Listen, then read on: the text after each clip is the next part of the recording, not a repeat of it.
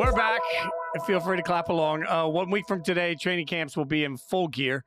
They'll be rolling rates. Jory, what's the first training camp stop for you? The first is Detroit. I always try and start with one of the teams playing in the Hall of Fame game because they are able to practice earlier, and then I could start my tour earlier. So week 1 is looking like Lions first, then Bengals, then Steelers. And by week 2, we'll get into the Commanders and Eagles and continue on. When you go to Cincinnati, go to Kings Island. It's a blast. Just spend the day at the roller coasters. Just do your camp reports from roller coasters. I can just imagine Jory in the front of the roller coaster living life. All right. 1 week from today, training camp will continue. So let's go around the horn here and figure out one training camp storyline we're super stoked about. Jory, I'll start with you. Give me a training camp storyline that you are geeked about. Okay, super stoked. I might have to change it because I do think Aaron Rodgers' health is very interesting, especially because the Steelers are coming off just last year when Russell Wilson, as a veteran, was expected to be their starter, basically named the starter, at least in pole position, and then tweaked his calf and ended up being out the first 6 games. But in terms of something I'm super stoked about, I'm super stoked for the Vikings to see what they have in JJ McCarthy. I think there is a big question mark there, not because JJ can't do it, but just because we haven't seen him yet. He obviously got hurt during training camp last year, 10th overall pick of the 2024 NFL draft. And we know that Kevin O'Connell is the quarterback whisperer, is the play caller that everyone wants to play for. We've talked about that on the show. But now I want to see, what is he going to do with JJ McCarthy? How quickly can JJ McCarthy get up to speed? And also, does getting up to speed mean having a prolific passing offense, or does it mean emphasizing the run more? And if so, what does that mean for Justin Jefferson? So it'll be interesting to see to the degree of questions we can answer in training camp. But whereas I think training camp is not particularly informative when it comes to veterans we've already seen, I do think it can be more informative for rookies or rookie equivalent players who have not played in the regular season yet.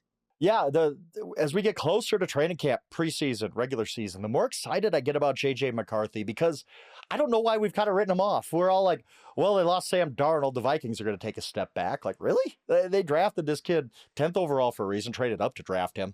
They drafted ahead of Bo Nix, who had a great rookie year. I think JJ McCarthy's in a better situation than Bo Nix was last year. Throwing to Justin Jefferson, TJ Hawkinson, great offensive line in front of him. I think the Vikings are coming into this season strangely underrated after a 14-win season. I think JJ McCarthy is going to be really good. I think he's going to, maybe not like MVP good, but I think JJ McCarthy is going to be better than everybody thinks, and I can't wait to see all the reports of training camp about him and how he's progressing. I'm actually excited about the Vikings. I think they're really, really under the radar right now. I'll lean on Frank here for a second because he's our resident NFL historian. So you may have one off the top of your head, but I'll just ask this. When's the last time we saw essentially a rookie quarterback? We're going to call JJ essentially a rookie because he didn't play a single meaningful snap last year. Come into a situation with this much pressure. Like, you just won 14 games and you had Sam Darnold. And then you let Sam Darnold walk. And now it's like, whoop. Well, like, more often than not, rookies that come in are coming into rebuild situations. Rookies that are coming in, like, even if you're talking about, at least with the Chiefs, yes, Patrick Mahomes was sort of handed the reins from Alex Smith on a playoff team. Maybe that's similar, but man, you're just talking about I think it is Patrick Mahomes, but also you can look at Aaron Rodgers, because Aaron Rodgers took over from a Hall of Fame quarterback who just took his team to an NFC Championship game, lost to the Giants that year. And yes, Aaron Rodgers is a little bit further down in his career. I don't know how many, I can't remember how many years he sat behind Favre. I think 2. But he basically practically was a first-year starter, and Aaron Rodgers ended up pretty good. Not that first year. They did struggle his first year record-wise, but ended up pretty good. And so it is, Ben Roethlisberger kind of stepped in that type of a situation where he was literally a rookie. But yes, it's pretty rare. But I think Mahomes is a good comp to where, look, they were coming off a playoff berth. Alex Smith was fine, and they handed it to Patrick Mahomes, and they said, "Hey, kid, you got a higher upside than Alex Smith." And Patrick Mahomes, we know the story from there. So I don't think it's unprecedented for this kind of transfer of power, I guess, to happen, a quarterback and a guy to do really, really well after. The only difference is I remember that last year with Alex Smith being a starter where everybody's like, oh, wide receiver didn't catch a touchdown all season. That's all everybody kept talking about. Like, he could only throw to his tight ends in the red zone. Like, there were such clear limitations on, like, it made sense. And I'm not saying that there weren't limitations last year with Sam Darnold. It's just, man, a 14-3 team, 14 wins, you're stepping into it and you're just expected to, boom, no drop off. I feel for JJ. I think it's interesting. But I think it's the one of the thing most is, interesting. I think the thing is, Fitz, everybody does expect a drop off. Their win total's 8.5. Who's picking the Vikings right now?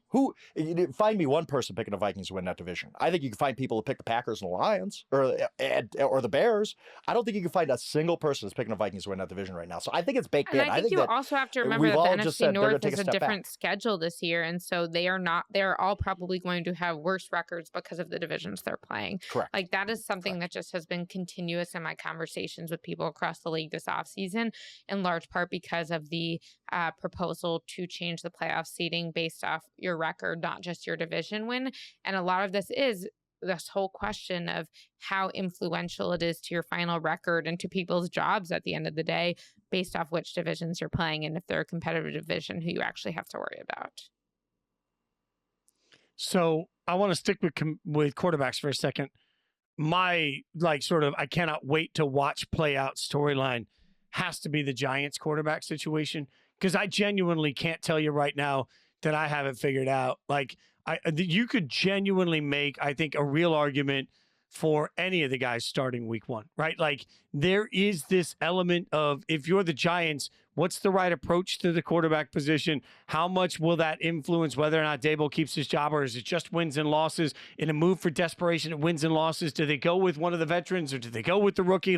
I think, Frank, when you start talking about the fact that there are 3 big personalities in that room too, in a city that loves personalities, I feel like I'm getting half of a training camp and half of a reality show with the Giants quarterback room.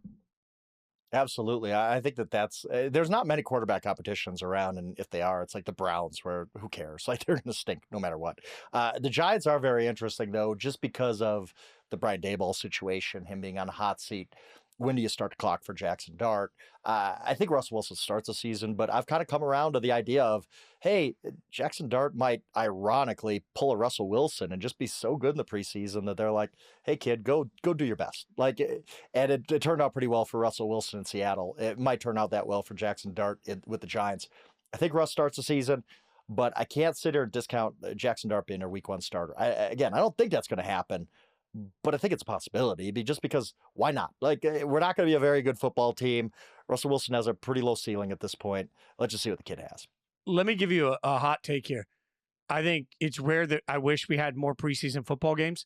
For the Giants quarterback situation, I wish we had more preseason football games. I think if you had an extra preseason game in there, Jaxson Dart would have a lot more runway to turn around and win the job.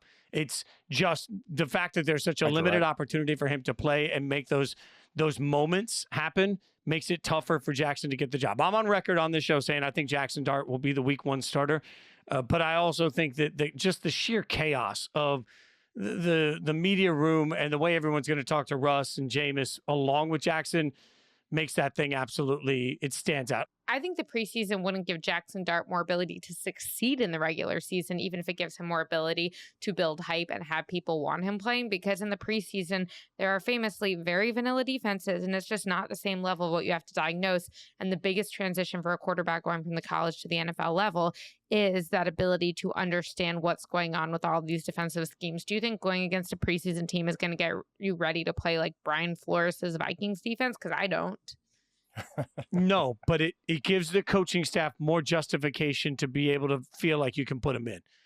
Sometimes it's not about, this translates. It's just about, wow, everybody got to see him play, what used to be 4 games where it's like in each half, he just lit them up and everybody gets super excited about that. I remember Derek Carr's rookie year, and Derek Carr was not supposed to start, but he went into the preseason and just played so well in all of those games. And it was like, yep, Derek Carr is going to be the starter for this team. And that team still started, I think, 0-10 his rookie year. It wasn't a fun way to start, but you just knew from the preseason he had to play. That's where I think there's an opportunity for somebody like Jaxson Dart. You're right. It doesn't translate to regular season success, but I do think it gives everybody at least enough of the good feels to justify doing it. I agree. I just think that they are deceptive good feels. Yeah, well, look, Jory, I'll take lies all day. I just want to feel good. Frank, optimist on this show. My bad. Just lie to me. Everybody just lie to me, make me feel good. Frank, what is your storyline you're most excited for going into training camp? To me, and a lot of everything in my life through June and July is all about my previews because that's all I do. But as I wrote the 49ers preview, I just kept thinking, this is the team that they were 6-11 last year and had the worst offseason in the NFL. They lost 9 players who are making at least $10 million per year with other teams. Money talks in the NFL. They had a lot of guys leave, but yet I look at the win total in Vegas and it's 10.5. It's one of the highest in the league. Their Super Bowl odds aren't that far behind the elite teams, quote unquote, in the NFL.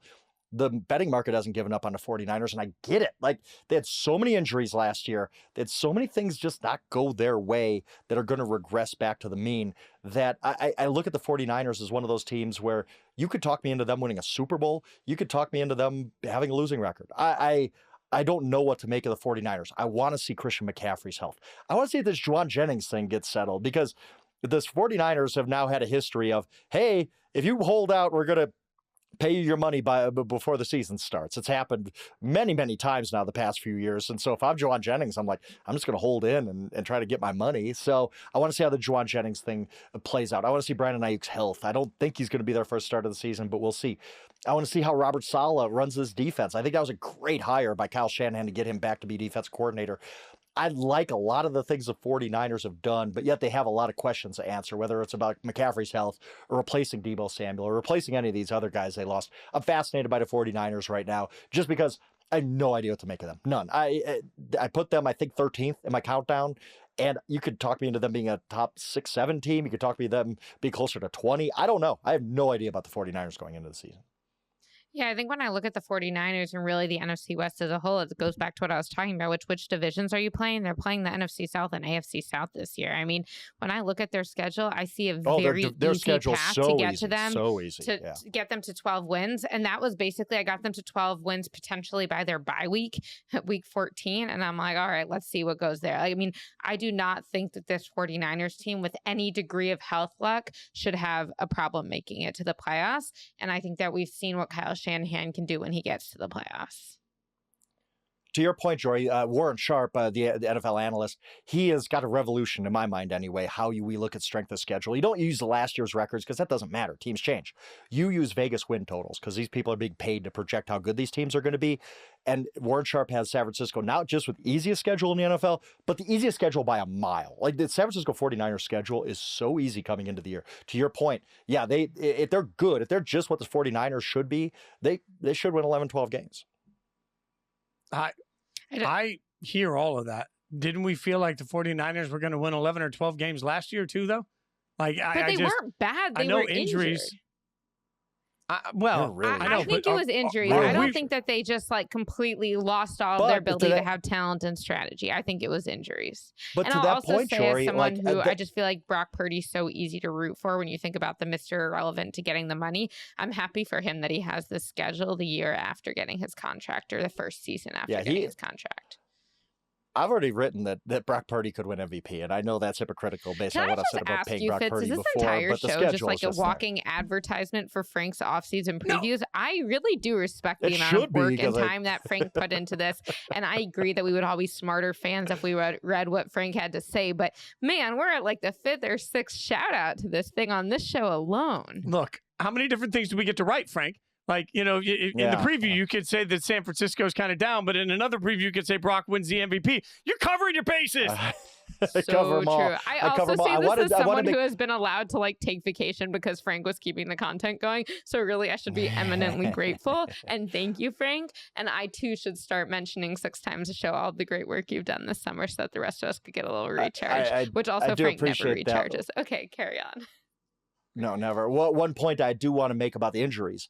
I get some of that's bad luck, right? Injuries are bad luck. They usually bounce back. But the 49ers are an old team.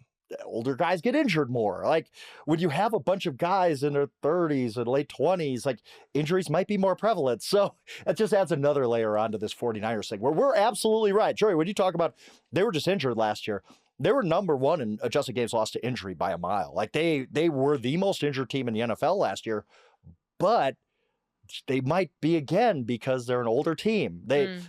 Trent Williams is deep into his 30s. George Kittle's into his 30s. Christian McCaffrey's not 30 yet, but he's old for a running back. He's had a lot of that just might add to their injury concern because this could repeat to some extent.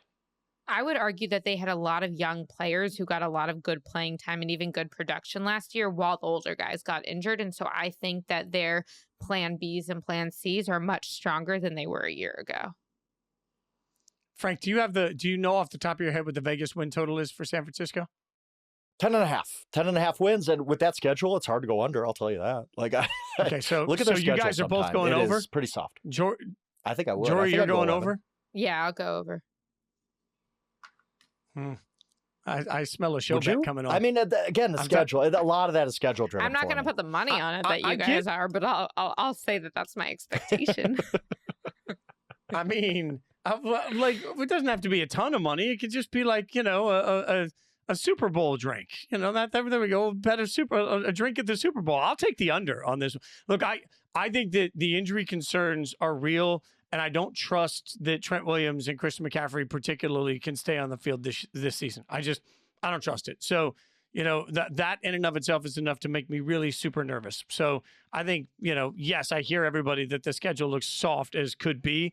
But, you know, at the same time, this is the 6-11 team that we're talking about like they were 11-6 last year. They weren't. So I'll take the under. I'm taking the under, and we'll let Jory figure out what the show bet is. It could be, you know, it could be a run. Like, here's the bet. If Jory wins, Frank and I have to keep up with her on a run at the Super Bowl. If Jory loses, no chance. Here's the catch on it. If Jory loses, she has to take that same distance, but she has to do it at our leisurely pace. So, like, if it takes us 2 hours, like if she chooses 3 hours, and that's going to 3 miles, and that's for 3 months. So you're really overselling me for what I'm able to do. I'm just saying, I got winded walking with her in Vegas. That's all I'm saying. We have to mention Frank's content on this show at least once every 10 minutes.